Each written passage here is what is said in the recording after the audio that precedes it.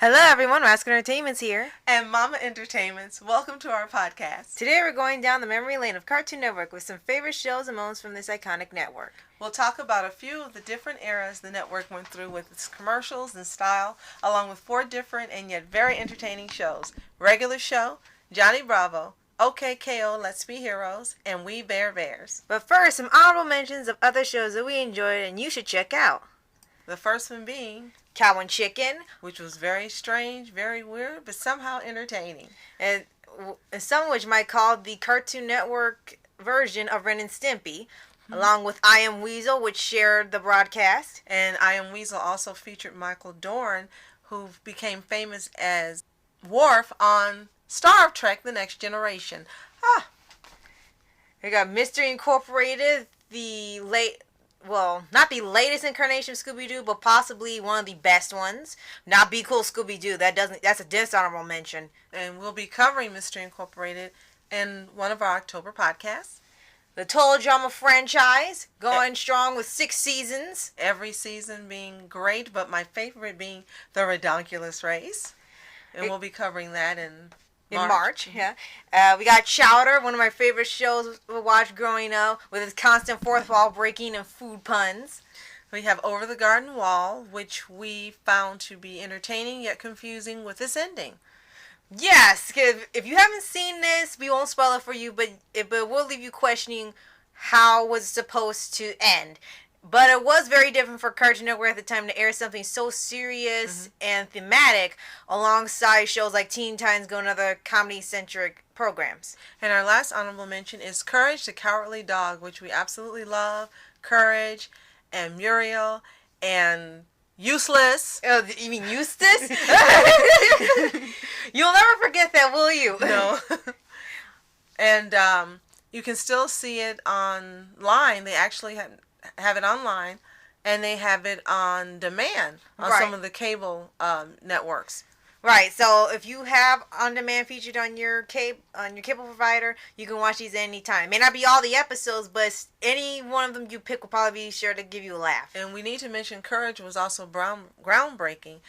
It reminded you, of course, of Scooby-Doo with a dog in the lead, but this dog had no courage, and he loved his female owner, but he didn't like the male owner, Useless, because Useless was mean to him and to Muriel. Right. But they had these encounters with all these different supernatural events that would happen, and aliens and different things. Right. And Courage had no courage.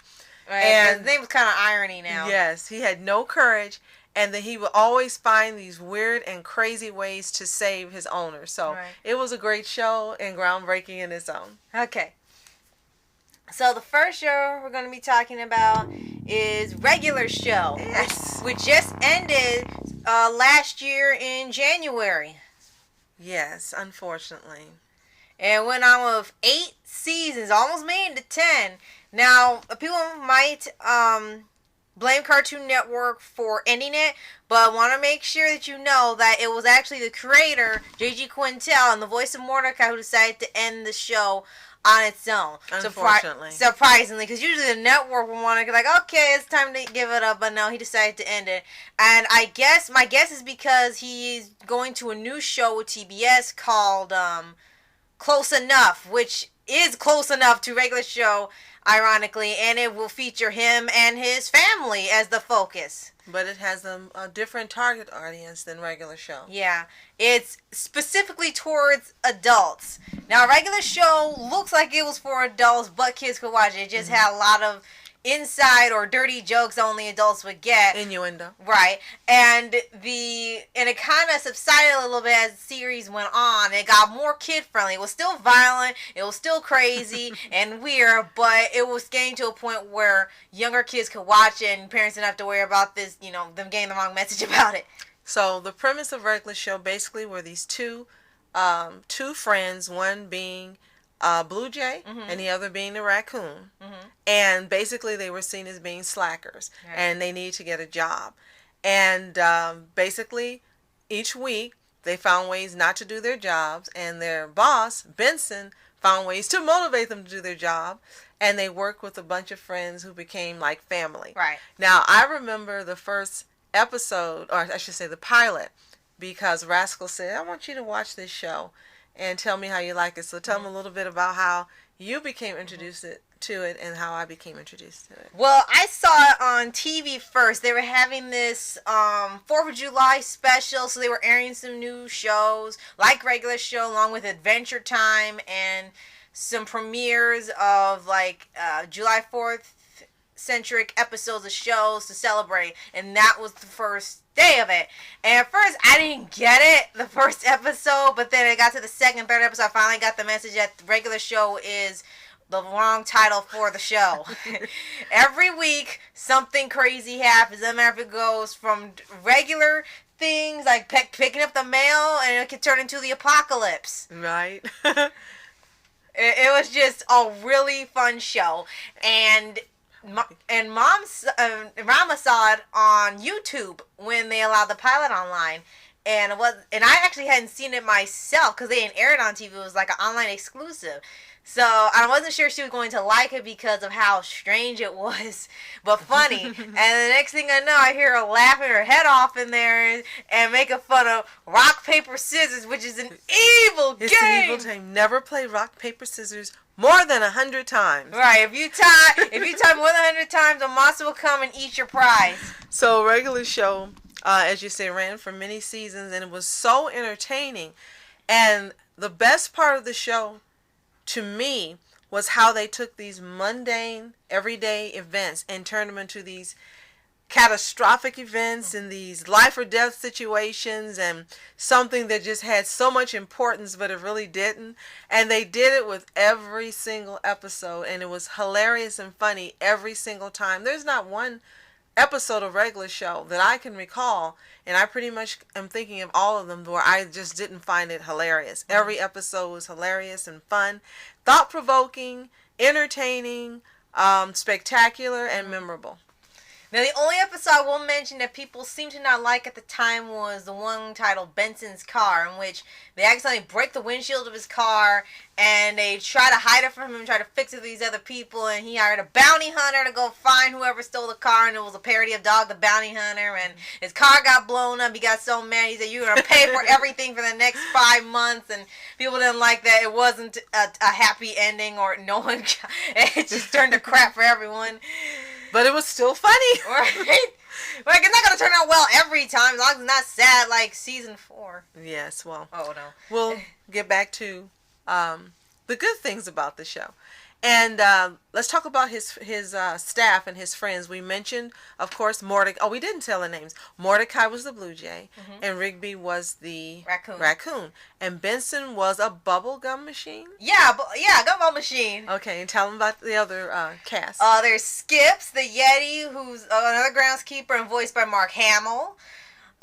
There's Muscle Man, which is just literally like a tiny Hulk, and his best friend's little Pac-Man ghost named High Five Ghost. He looks like a hand. Right, looks like a hand sticking out of his head. High five. And there's Pops, who is the naive man from Lollyland. But he's also hundreds of years old. Right. And he has such a sweet temperament. Right, and he has this jolly good show personality. And then later on, they introduce a new character, the intern, Thomas. Thomas was awesome. And he was a goat. Right, the goat. And for some reason, I don't know why. I think when the show first came on, people did not want this new character on. And the episode after, they just loved him. And then after his reveal in another episode, they loved him even more. And they revealed, and we might as well tell the reveal. Yeah, the show it's over. Yeah.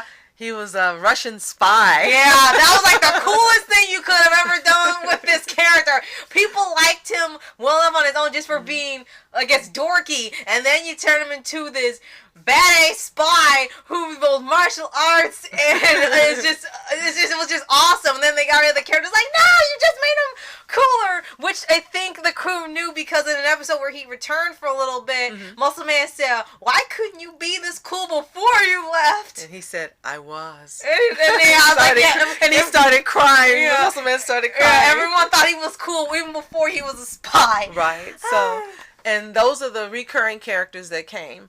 And Benson, we can talk a little bit about each character. Benson was the boss, and Benson had easily triggered Right. by stupidity. We might as well say stupidity. He's this, really normally under other circumstances, instead of dealing with Mordecai and Rigby, he's calm. Mm-hmm. He's a good manager. He's a good boss. He's organized. Mm-hmm. But every time he would get around Mordecai and Rigby and their shenanigans, he would blow up. Right. He said, "You better clean this up. Get back to work, or you're fired." And he would turn red and look like his the ball that held the gumballs was gonna blow up. So, but Benson was a very good character, and what I really liked in this show was that each character ended up getting several episodes that they were the focus of. And Benson, he got quite a few, and most of his episodes always would let you know that he had a life outside of the park. Right, and it's like, no, you don't. And they're like, no, you don't. But he did. And he had an amazing life where he had these amazing adventures, and he had done these really cool things, and he had these really cool jobs. Right. So you knew that Benson wasn't a stick in the mud, although that's what you thought he was on his day-to-day behavior. Right.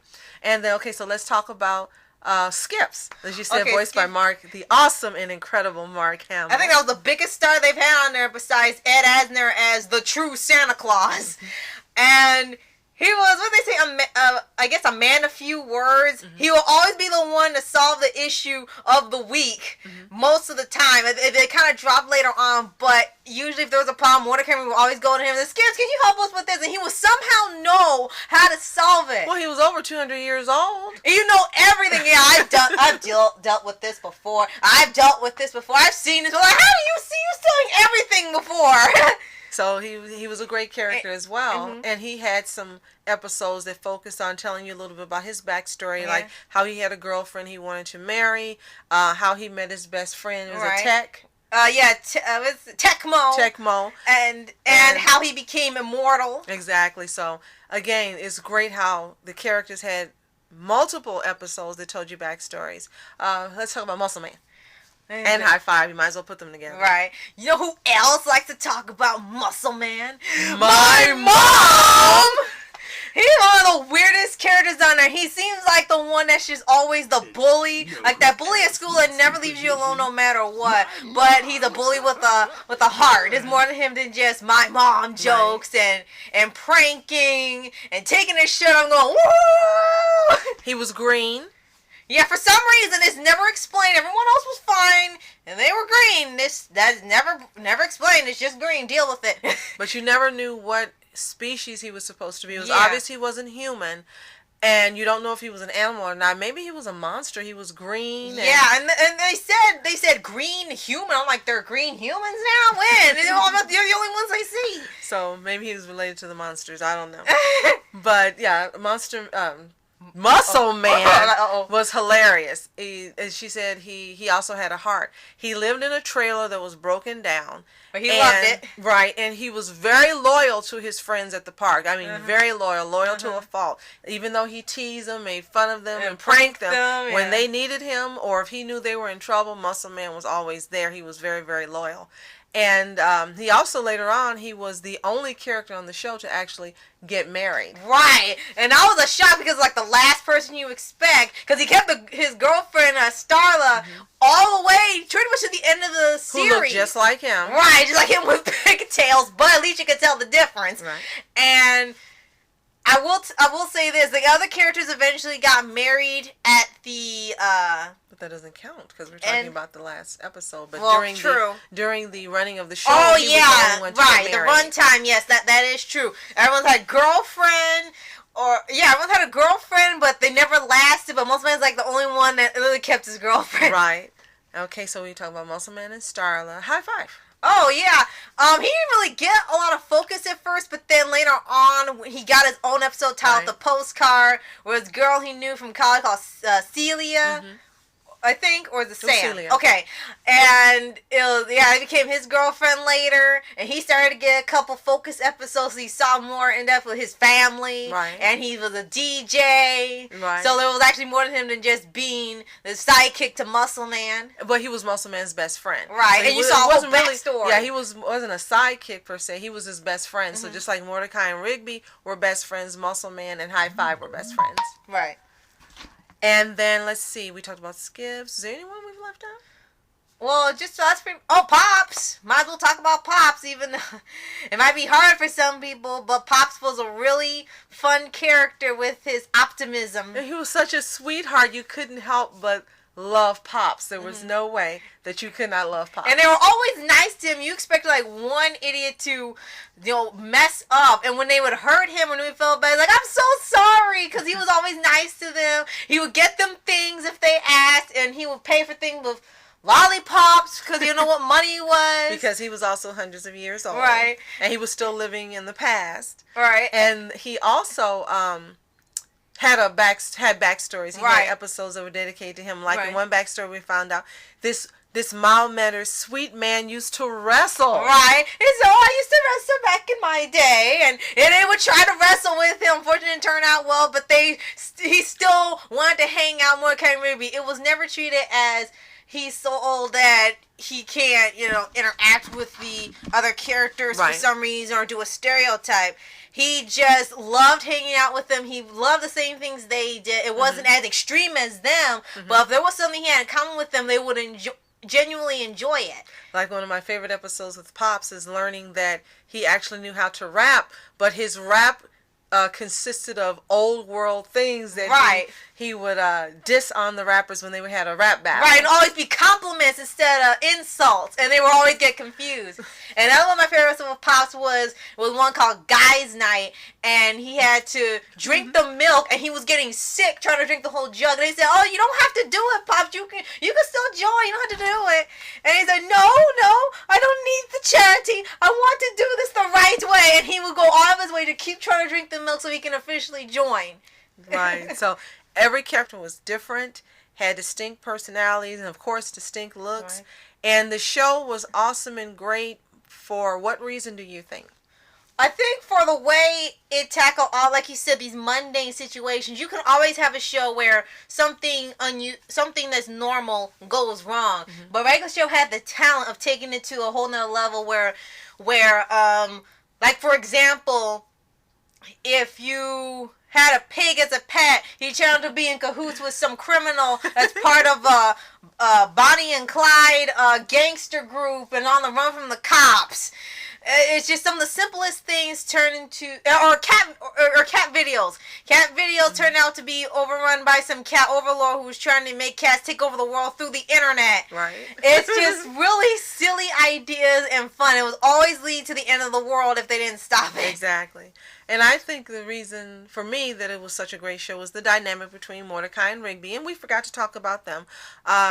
They met when they were younger. Mordecai was the tall blue jay, and again Rigby was a short raccoon. Right. And they wore no clothes. They were the only characters on the show who it was normal to walk around with no clothes. Right.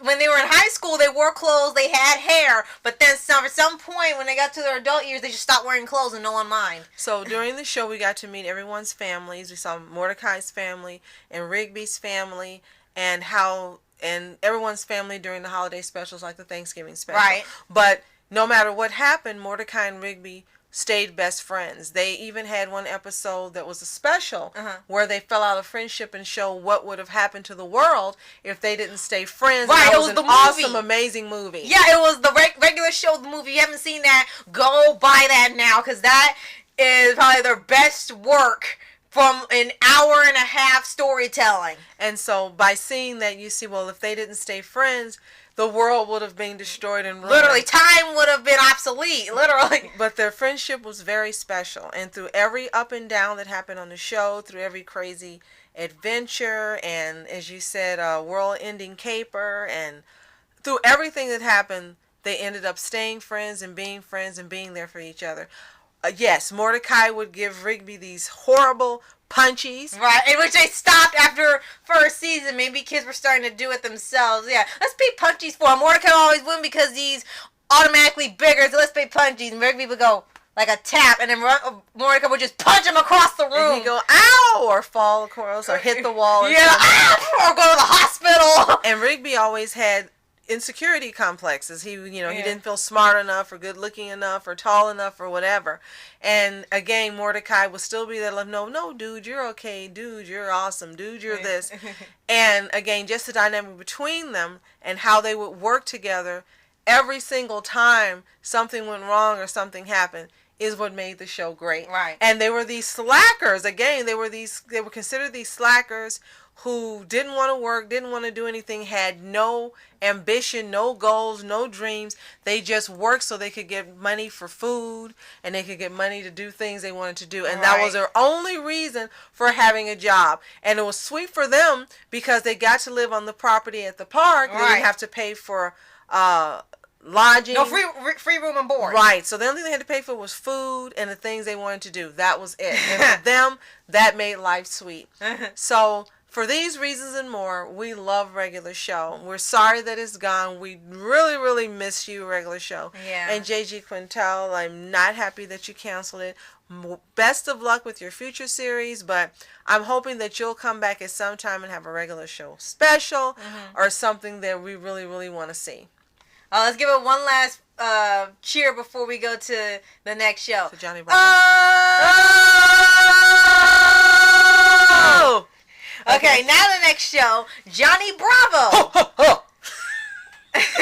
Now that, I love that show. Most definitely. I know you love it too. If you haven't, okay, what person hasn't seen Johnny Bravo, honestly? So, I know you're bound to know this one. It had a catchy opening theme. Not only the music, but also the visuals that it showed. It was funny and hilarious. Actually, very smart in its humor.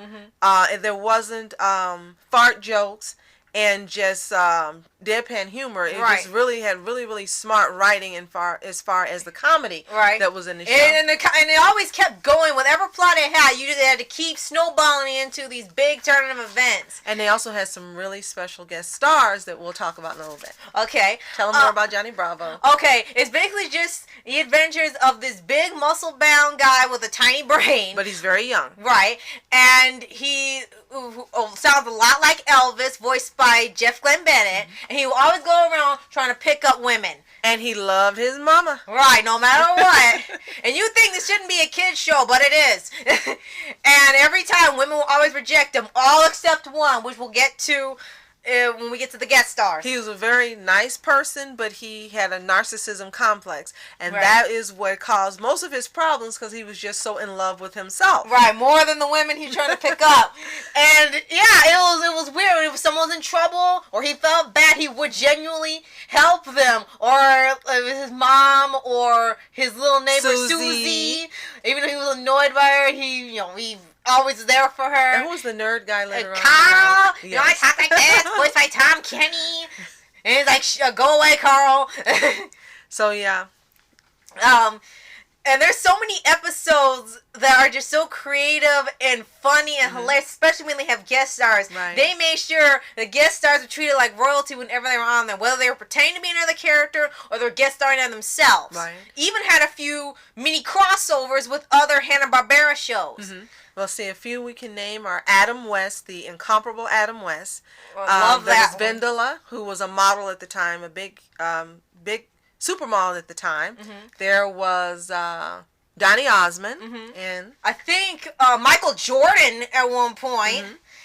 A Scooby-Doo and the Mystery Gang. And they also had, I don't know the guy's name. If you know, tell us in the comments. The one who did the songs for the original Schoolhouse Rock series. Oh, yeah, he gets there as a different person, and you could tell all his songs were referencing Schoolhouse Rock, but they were all about dating advice. Right. I'm like, how'd you turn into that? And who else? Were there any others that we can think of or bring to mind? Off the top of my head, no, but those are the most memorable ones. True. They had quite a few stars on there, but those are the ones I remember off the top of my head, like especially like Donny Osmond coming up every couple episodes, and Johnny just like, go away. But of course, our favorite episode is the appearance of Adam West. Right, his first one where Johnny thinks his mom is kidnapped by somebody, and he goes to Adam West's house for help. And all Adam West does is thinks he's Batman still. He fights villains and everything had a clue. And probably the most memorable scene of all time from his appearance was when there was a fortune cookie, and it might be poison, and or it might be a bomb. And he opened it was nothing, and then it had a fortune out, and he said, your heart's afire.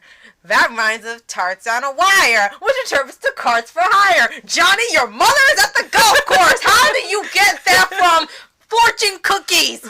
But it was hilarious and funny and witty, and the real Adam West, not unfortunately Jeff Glenn Bennett doing an imitation. It was the real Adam West. It was really him, and he was into that role. He was just really having fun and messing with Johnny Bravo. And the show was so much fun because he would have these crazy encounters. Like, he met a girl that he wanted to date, and it was a blind date, and then he found out during the date that she turned to a werewolf, and then he was trying to help her with her werewolfness, and at the end he still wanted to date her, even though she became a werewolf and wanted to eat doggy snacks for a treat. He would have these weird encounters in these strange situations every single solitary episode. Another one where he dated a deer. And he didn't know it was a deer, but he was still nice to her. He's like, okay, he went on the date with her still, but he was like, what, a deer? And everyone treated it as fine. Talking animals, talking deer are the norm. And let's mention, there's the other episode where Susie, he had a lot of encounters with Susie. Yeah. And Susie was a little girl next door who was a Girl Scout. And there was one episode where he was trying to help her sell cookies. She was trying to sell him cookies. And the whole thing turned into a parody of Dr. Seuss's Green Eggs and Ham. He even goes almost line for line, saying, I do not want your cookies. I will not eat them with the fox. I will not eat them in a box. I do not want your cookies. So, a testament to the writing. And the show was created by Van Partible.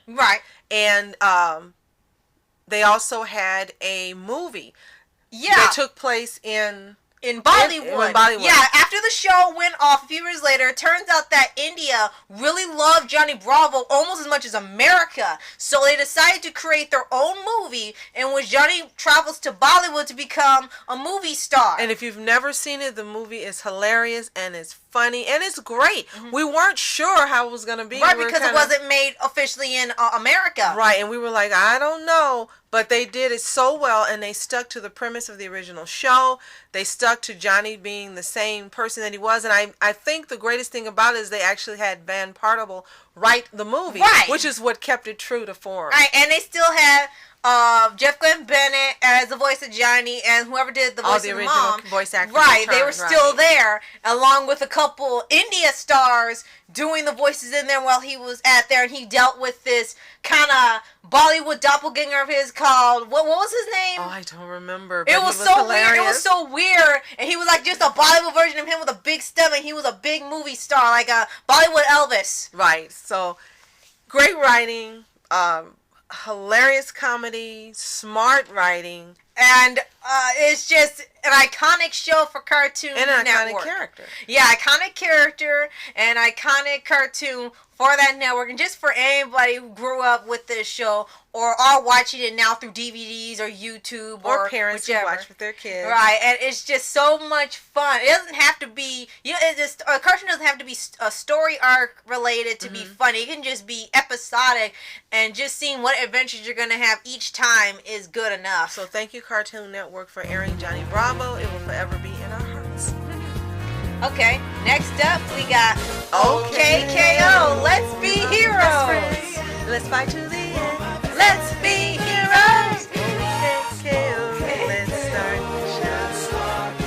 Oh my gosh. Yeah, this was actually a recent cartoon that came on in the summer of 2017. It was actually a pilot titled Lakewood Plaza Turbo, which was the name of this bodega or strip mall in a world where superheroes are the norm. There are no regular people. Everyone is a hero or a villain. And then 4 years later, the pilot became OK KO, Let's Be Heroes, with changes in the design, thank goodness, And who's the creator? and the title. And it was created by Ian Jones-Cordy, who's also known for a little bit of work on Steven Universe, who ended up creating his own show later on. And he also provides a voice in the cast as well. Yes. So the premise of this show is these characters work in a convenience store. And KO is the newest one to come and work. And he's one of the most adorable characters ever. He looks like a little bird, and he has the pure heart, and he's so sweet, and he wants to do everything right, and he wants to make sure everyone is happy. Right. And he's one of the most, I would have to say, one of the newest, most iconic characters, because you can't help but love KO. Right. And his biggest goal is to become a hero. So his entire purpose, his mission is to do the best he can at the place, as you said, and complete his hero training so he can become a hero and level up like his friends. And they become heroes by getting these trading cards, and those cards titled PAL cards. Yes, and you earn level ups by doing different missions or different good deeds. Good deeds, right? And so, or defeat an enemy too. A powerful enemy will also make it go up. Right. So he's trying to get his card full, as you said, so he can become a master. And his friends that he works with at the convenience store, they became friends later, are Enid and Rad. So tell me a little more about Enid and Rad. Okay. Well, Rad is a blue muscular alien from Planet X. They're called Radicles, but they call him Rad. And he's really full of himself, but it's not out of narcissism. It's more of he wants to impress KO because he's like a big brother to him. And Rascal's favorite character. And he's also got quite a few focus episodes where it's either about him and he's so full of himself it starts to run away with him. They have little mini shorts online are dedicated to him, and sometimes you just want to hear what he has to say because he has some of the weirdest lines in the show, and all of it's always trying to prove he's the best or the strongest or the most muscle bound. It's always something stupid with this guy. Like for one episode, he told KO he knows everything and he believed it. Now, also, I want to mention before you continue, Rascal let me know that every character in here almost is a reference to another character that everyone's familiar with from another TV show or a DC comic or a Marvel comic or somewhere. Or a video game. So Rad is indicative of Beast Boy from Teen Titans. Right. And he has these powers with his fingers. He can make little lasers and levitate things with these fingers like pointing like a gun. And it's also, if you listen carefully, the sound effect is the same one used in old Hanna-Barbera cartoons and that little green alien from the Flintstones that will pop up. I don't remember his name, unfortunately. He was a Martian. That's all I know. And if you know, you can tell me in the comments because I really have no idea what his name was. And it's the same sound effects he had. And you hear that every time he uses the powers, and you'll hear that in the background when he uses his levitation powers. I think it's the Great Kazoo. I may not be right, but I think I remember hearing the Great Kazoo. Okay. Because the Flintstones came on for a very long time on TV, and then again on Boomerang, and I think it was the Great Kazoo. I think. Okay. And then there was Enid, who is, she wants to be a ninja, but she's actually, what did they say, she's a witch? And she's a daughter of a vampire and a werewolf. And they're like the nicest people. And she's purple. Right, yeah, the werewolf's purple, and the vampire mom's got this big bushy hair, and somehow Enid's a witch, and they're like the nicest people you've ever met. They're like in reference to the Munsters. The Munsters, if you know that show. They're like the nicest people ever, and they keep thinking they're gonna turn around and eat one of them. They're like, oh no, we're vegetarians or something weird, and they're just like the nicest people you've ever met, and they love their daughter so much. It's like, stop embarrassing me. And she tries to have this acerbic attitude, like, I don't care, whatever. But she's just like Rad. She cares and she's very sweet. If you remember, she also doesn't like to work. She's always sitting around. She's on her phone reading a magazine. She's almost like Wendy from Gravity Falls. She always reminded me of her with powers. Definitely. And you saw Rad's parents for a little bit, but they didn't really have a focus. Maybe you'll get more later. And they're kind of like the Jetsons. Meet the Simpsons. Right. Now, one big thing we need to point out to people who aren't familiar with the show is that it takes place in a universe where everyone there pretty much is a superhero or superhero training or a villain. Right. And it looks like it's from the 70s. Right. So it goes back, a lot of cartoons now are doing the 80s. Well, This writer went back to the 70s. So the clothes look like the 70s. The theme song sounds like the 70s. The animation looks like 70s. Even the way the environment looks, the buildings and everything. So you look like the whole cartoon looks like you're lost in a time warp. Right, and it's supposed to take place in 2090X. So it's supposed to be the future, but it looks like the 70s. Right.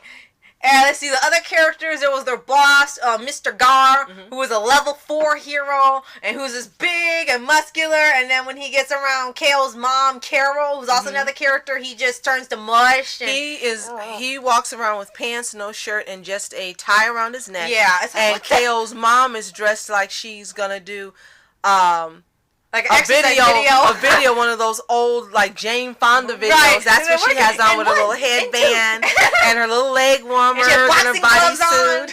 Oh man, it's so funny. I love his mom. His mom is just one of the coolest moms in animation. She is just really fun. She loves her son. She's always there for him. And like her favorite quote when they had the one where the dad, this bully's dad to fight his mom, and when he says something horrible, she said, "Did you just insult my son?" And she just beat the living daylights out of him, and he was a giant Godzilla monster, and she just beat the living daylights out of him because he said one insult on her son. So yeah, she loves her son, and he loves his mom. It is the sweetest thing. The only thing that calms him down is his mom. And and I know that sounds strange, but we'll explain that. Right. We found out that he has a dark side. Right. There was this half-hour special called TKO, and KO meets this shadowy figure, and I'm not making up, that's literally his name, and he trains KO to harness his anger, and he thinks that's where the source of power comes from. And eventually, he builds it up so much, he becomes TKO, which you probably think means total knockout, but no, it means turbo. And it's like, you just missed your pun. And he has this, he gets this edgy personality. He looks really goth, and everyone just knows he's just edgy. He has the edgiest speech in history. And he goes from being this really sweet character to one that looks like he will just kick the crap out of you if you mess with him. Right. And he was listening to the rock music. Like, oh, I don't care. And he said the immortal line that all emo teens or edgy teens say in these shows, "It's not a phase, Mom!" And does he look bigger too, right? Just slightly bigger. His powers were in more control. He had electricity. He could fly. He had all these Dragon Ball Z powers. And then to a point in the episode where he had to literally fighting with himself for control of himself, because if he had stayed, I guess, dark, he would have destroyed everybody. So, and then that's going to come into play either the end of the season or in season 2, because it's clear that TKO is not going to be gone for good. So that is what was that a cliffhanger? Sorta, yeah. I don't know if we're at the end of the season or not, because the schedule's kind of weird. There's also the villains, Lord Boxman, voiced by Jim Cummings. His robot lackeys, they call his family, is there's Daryl, Shannon, Raymond, and these are the 3 Jethro. characters they encounter the most. These are the ones they encounter and have challenges and battles with most of the time on the show. Right. Kind of like, and to us, this is a shout out to Batman, where he fought the same villains over and over. They pretty much fight the same villains over and over. Every now and then there's a different one, but these 3 are the main villains that they fight. Oh, and later on they also add in Professor Venomous, who may or may not be another villain, still can't tell. So, if you haven't seen this show, it is on demand. If you have Xfinity or AT&T, Uverse, these shows are actually on demand. Just go to Cartoon Network and look it up. Look at just the first episode, and you're going to be so amazed at how great it is. You're going to be amazed at the writing. You're going to love the theme, and you're going to love the characters. And if you haven't realized it by now, KO is my favorite character. He's so adorable. But you'll love this show. It is so different from anything that's on now. And it's good to see a comedy that's not a reboot and it's stupid. Exactly. And on top of that, kids of all ages can watch it. There's no innuendo. There's no things that you're looking out for, wondering, should your child be watching this? It's funny, and it's clean, and it's got lessons in every episode right. as well. We forgot to mention. Yeah. Shout outs to comic book nerds, superhero fans, video game fans, trading card fans. All of you this is your show. So this is one show that you're going to want to check out. One character we forgot to mention is a little girl that he becomes friends with. Oh yeah, Dandy, who looks like Pidge from Voltron. Yes, she does. Defender. But people really like her character, and they already ship her with KO. I was like, oh gosh, here we now, go. I wanted to mention her because they had this one episode that really dealt well with racism. Right. And it was called No More PAL Cards. And it was done in such a way that it made you think, and it conveyed lessons that your kids would get without an in-your-face way of talking about the subject. So let's tell them a little about that before we move on. Okay. And this one, as you know, all the heroes and villains have PAL cards to show their skill levels and so forth. Well, Denny doesn't have one, and it turns out that Kappas, if you know what those are, these little Japanese monsters, right? Mm-hmm. They turn out they don't have Kappas because they're considered not to be heroes because they don't have superpowers. Mm-hmm. And then KO was really upset over this because it's like his best friend is not part of a PAL card, so he didn't want to use them anymore. So they go to solve it. They go to this company that makes the PAL cards, and they try to convince the person who makes it that Kappas can be heroes too, and to give them cards. And he's like, no, this machine knows what it's doing. We're doing this for years, and Kappas haven't really done anything hero worthy. They're just little monsters. And then you saw she felt bad. Kale was getting pissed off. He's like, can't you see how upset we are? Right. And he was really pissed that they would not let her be on a PAL card.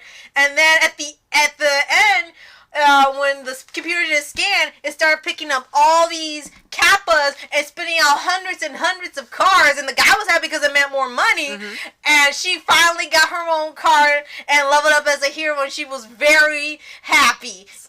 It was a sweet episode. It's done in this show was brilliant. Right. It was absolutely brilliant. And if you think about other sources of media like Star Wars Force of Evil or Teen Titans for that one episode, mm-hmm. or even Dr. Seuss going mm-hmm. that far back, mm-hmm. like everyone has a different way of tackling this issue and portraying like why this is wrong. Right. And this was OKKO's way of tackling it in just 11 minutes, and it's very fun to watch. And it's not in your face, but the message gets across, and you're to understand that, in this universe, this is not how it's supposed to be.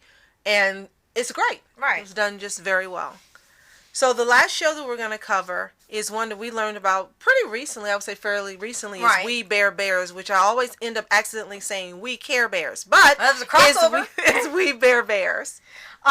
This show is from a couple years ago, actually. We first saw it as a pilot with a slightly different animation style and focus. And when we saw it, we have to admit that we did not really care for it. And this was way before it became a show. When it became a show, its episodes were first a little average, but then as it went on, it introduced more characters, and you got used to them. It started to become really good, even if it wasn't action-based, mm-hmm. Mostly slapstick comedy, or even story arc. Mm-hmm. It was still a very fun slice-of-life show about three bears who live in this big city mm-hmm. with humans and wanting to be like humans. Mm-hmm. They want to have jobs, and they be on TV. They're just interacting with the humans every day. And they're brothers from another mother. Right. And each bear is different. One's a grizzly bear, one's a polar bear, and one's a panda. Right. And all was named after like Grizz, Panda, and Ice. That's the only one that's like sticks out.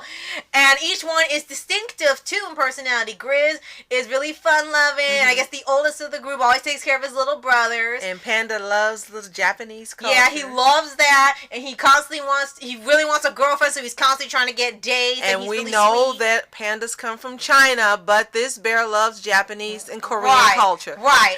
And an Ice Bear, who actually is more familiar with Korean culture and Russians, mm-hmm. Who says very little, always refers himself as third person, like, Ice Bear wants to go skating.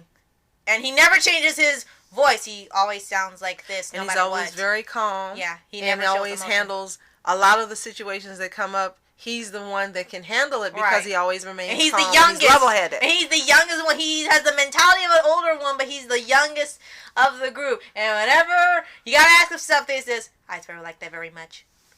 Now, as we mentioned, when we first watched the pilot, we weren't too crazy about it, but we revisited it later. And I think this is an important point for a lot of cartoons that are out there. Sometimes the pilot may not impress you very well, but you should still give it another chance and see another episode or two. And if it's improved upon or if it's different from what the original presentation was. And this was. When we watched later on, we have to say months later, and we saw additional episodes, we were like, wow, this got really good. We really like this show. And one thing that I really, really like about this show is how, again, these three bears are brothers. And they have throwback episodes. I should say not throwback, but they have flashback episodes. They show them as little baby bears after they met up. And they have episodes that show each of their backstories separately. But at a point, they end up coming together and being together and saying that they're brothers and they love each other and care for each other. And the voice actors that do the baby bears are so adorable. And I love every one of these baby bear episodes, but those episodes are very intricate in learning about them as adults and intricate to the show itself, because you see these backstories now. That events that happened that shaped and formed how they are now, or their personalities, or the morals they've developed, or their outlook on life. And they were alone. They didn't have any parents that were with them. They were there for each other. All they had was each other. And in these different episodes that are flashbacks, they meet people who help to shape them. And they're the sweetest episodes and the most wonderful episodes.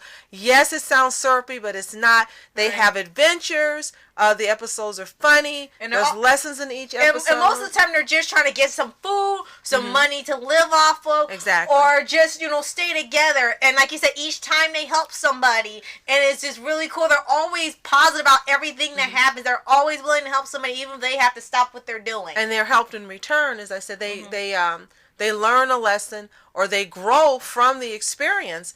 And you can see how that experience reflects on them later. Sometimes they'll even show you later on. It may jump to the future, or the current, I should say. It would jump to the present. And then you'll see how this lesson they learn is affecting them and how they're handling this situation right now, which is great. It's a great trope to use. I love that they use this repeatedly as a device. And one of my favorite episodes is not the best one, but it is one of the best. Whereas one where Grizz has a giant burrito he gets at this restaurant. He's constantly clinging to it. He refuses to let it go. He treats it as his best friend. You're thinking this guy's lost his mind. And he's an adult. And then they try to get away from him, and he was losing his mind. And then you find out later on in a last-minute flashback that he was caught in a storm up in a tree, and they were trying to get him down. He was scared, and when he grabbed onto a fireman, his arm was shaped like the burrito, and that's how he felt comfort and safety. He found out that's why he was obsessed with it. That's what reminded him of him subconsciously, and he was clinging to it because that's what he remembered about being safe. And it meant a lot, because some people actually researched this, and I didn't even know this. They said that when baby cubs are in danger, the mom will have them go up a tree and stay up there out of danger until the mom can ward off the danger and come back for them. And they said that something must have happened to the mom, because she never came back, because he was stuck up there in the rain and crying. So, I mean, something happened to the mom and never came back for him while in danger. So that's why it was like one of those feels episodes, like, oh my gosh. And then one with Ice Bear, where he was with this guy from Russia in the Arctic, and the guy was trying to protect him from being hunted by, I guess, we'll say poachers. And he had to send him off on his own, and he didn't want him to leave, but he had to send him off or else they would get him, and that's how he got his iconic axe. And his accent. And he knows Russian and Korean, Japanese, he knows all these languages, just so much more when you get to these backstories.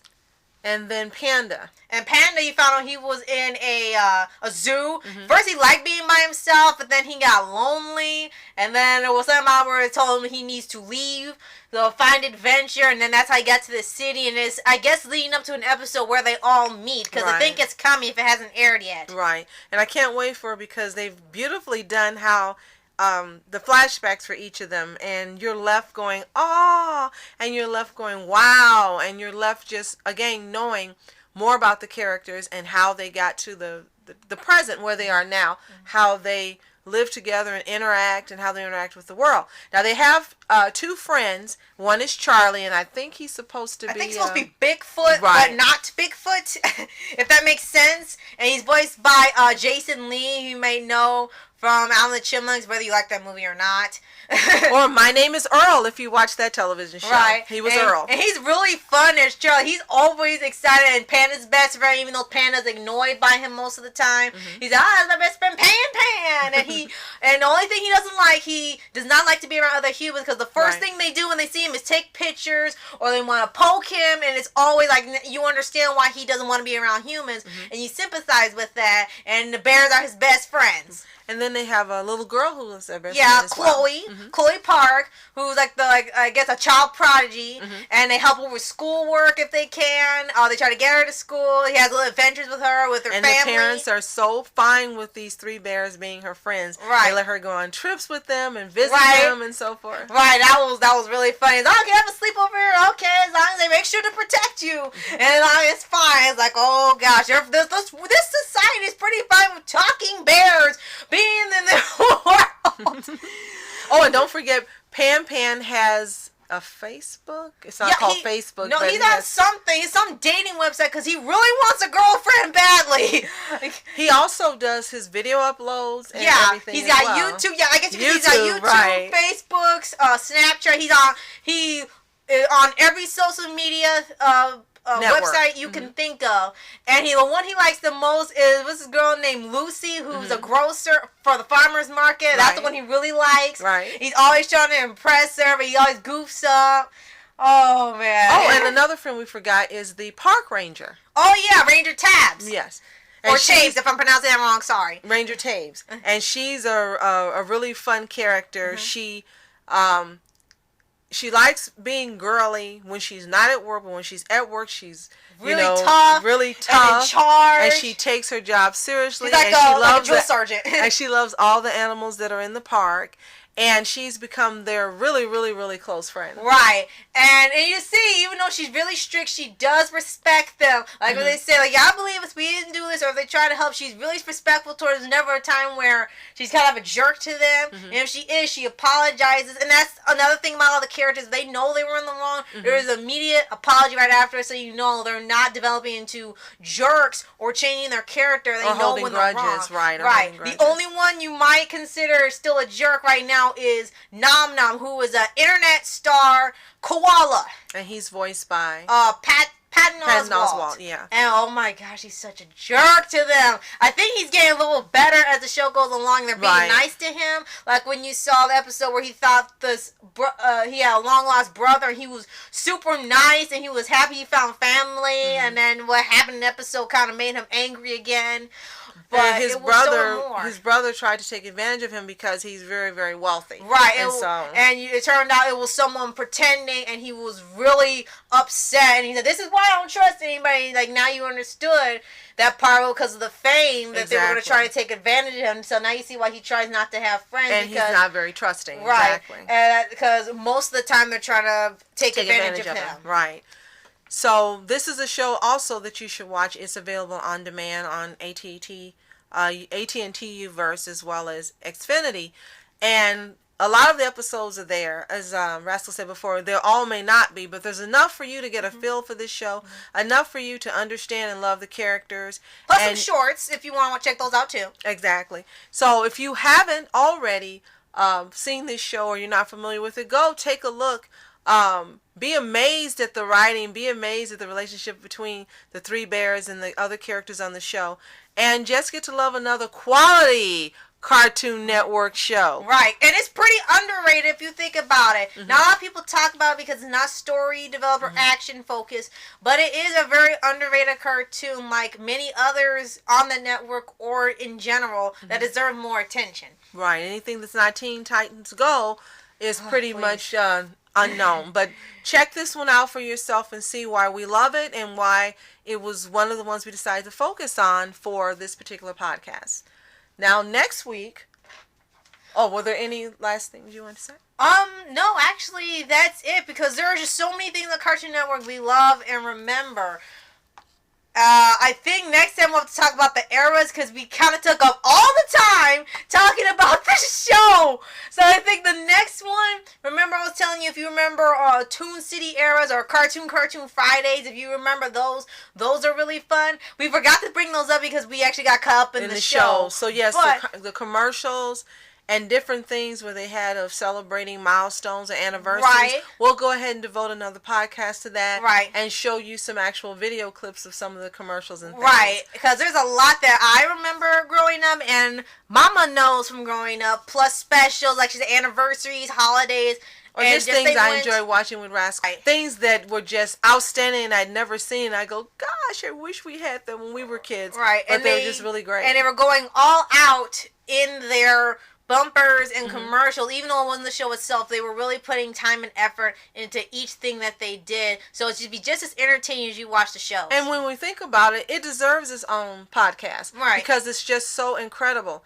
And the amount of thought and planning they put into these things and creating these things, definitely they deserve their own podcast. So join us at a future date. We'll announce later for the podcast on the Cartoon Network commercial styles and banners. All right. But next week we're going to be covering the original Ben 10 Alien Force, and Ben 10 Ultimate Alien. Yes, love this show so much. My All favorite, three. yes, my favorite was Alien Force. And which one was your favorite? I think it would have to be original. Not saying that all three were great. Right, all three were great, but my favorite was the original because of it was like the first of its kind to do something like that, which we'll address when we get to that cast. And one of our YouTube friends, Bennett Dudley, will be doing a 30-second intro, so you can kind of get a feel for the three shows themselves, and you'll get to see that before the actual podcast. Right. So I was like, can't wait for that Alpha Twin.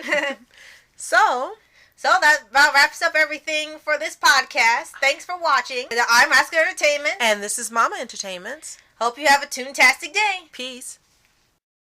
And reporters sitting flashing lights, trying to walk around, man, who the hell are you? What you wanna do? Well, man, it's on you. Man, it's on you. With her in my dreams, she was my queen. A castle in the mountaintops, rivers and streams. Plucking sunlight from the sky in my pocket. Give it to you later on in the form of a locket. People in the back, for the people in the front. For the people on the side, for the people on the front. For the people in the middle or the alley, wanna bump and everybody.